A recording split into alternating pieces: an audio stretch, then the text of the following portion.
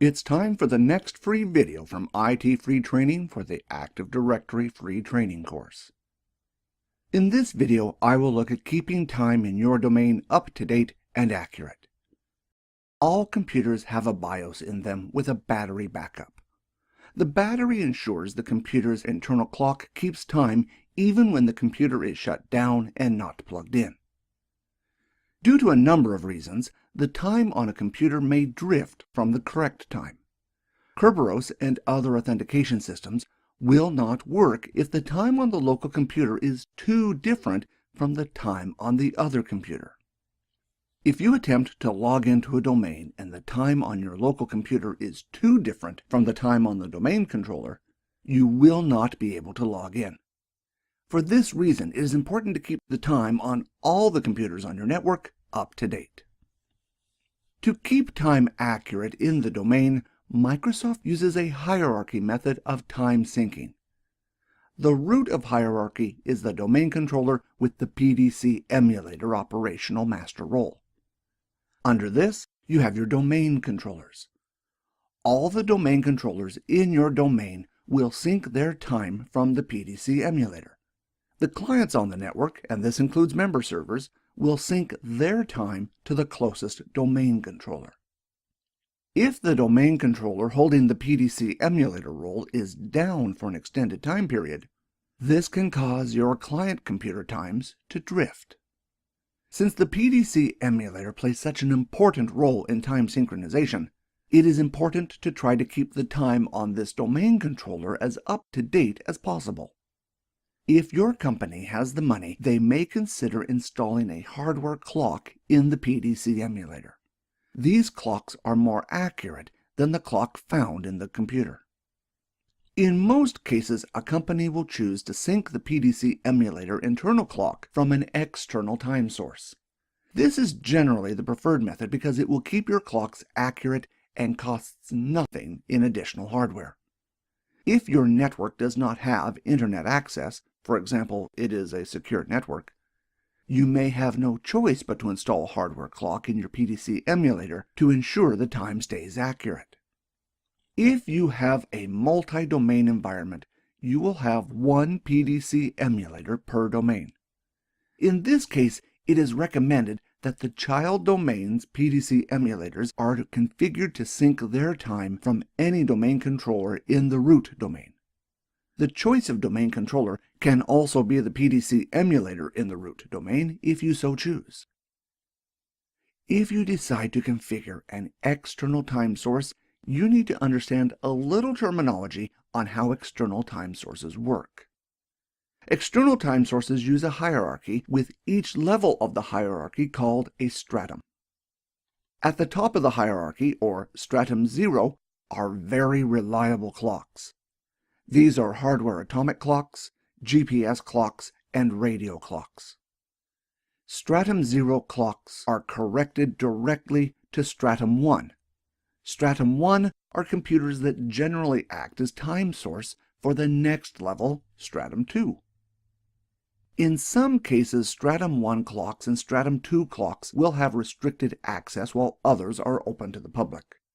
This brings up the point, would you use Stratum 1 or Stratum 2 to sync your clocks if given the choice? There are more Stratum 2 clocks than Stratum 1 clocks available to the public.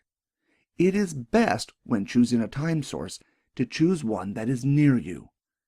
Syncing your server with a time server on the other side of the world is silly if there is a closer one to you, even if the other time source is considered more accurate.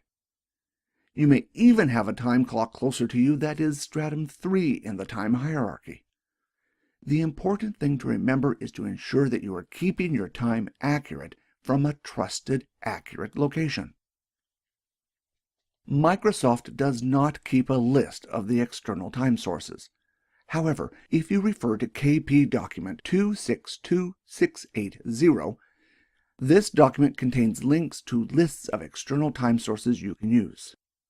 Once you have worked out which time server you want to use, you can change Windows to use that time server. I will now change to my Windows Server 2008 PDC emulator to show you how to do that. For my Windows 2008 server, I will first open Internet Explorer and open KB282680. Microsoft does not keep a list of external time servers, but this page does have a link to another website that does.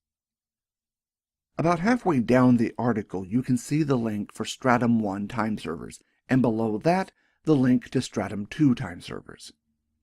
In my case, I will select the link to Stratum 2 websites. This list has a time server that is very close to where I am. Due to the ever-increasing load on Stratum 1 time servers, they ask that you use Stratum 2 servers where possible, as there are more of them and there is generally less load on them. When I select the link, I get an error with the site's certificate. It was not issued by a trusted authority, which essentially means the page cannot be verified as being from that site. It is up to you if you understand the risks and want to continue.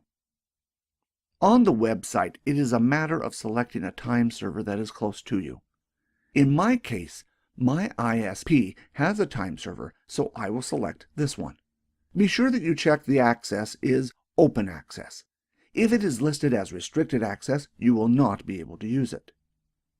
Now that I have the time server that I want to use, I need to configure Windows Server 2008 to use it. To do this, open a command prompt. From the command prompt, run the command w32tm. This is used to configure the Windows Time Service. The first parameter you want to add is /config to indicate you want to make configuration changes. After this, you need to add the time server here. This is done with the parameter /manual peer list : and then the time server.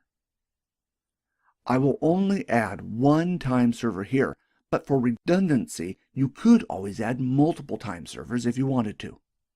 The next parameter is /syncfromflags : manual. This tells the time server to use the manual entry that has been put in. By default, Windows will attempt to sync with the domain. You need at least one computer to sync its time for an external time source. You could configure all your computers to sync off an external time source by using this command, but this is considered to be bad time server etiquette. In most organizations, having one or two servers syncing off an external time source is enough to keep your organization time in sync. The second server is usually a domain controller that is the standby PC emulator in case the first one needs to go offline for an extended period. The next parameter, /reliable: yes, tells Windows to consider this external time server as a reliable time server whose time is accurate. The last parameter, /update, tells the Windows time server to attempt to update its time from this server right away. Once you launch the command, Windows will start syncing off its external time server and update its time from the server immediately. If you want to ensure the process worked correctly, open the Event Viewer and check for any time-related errors.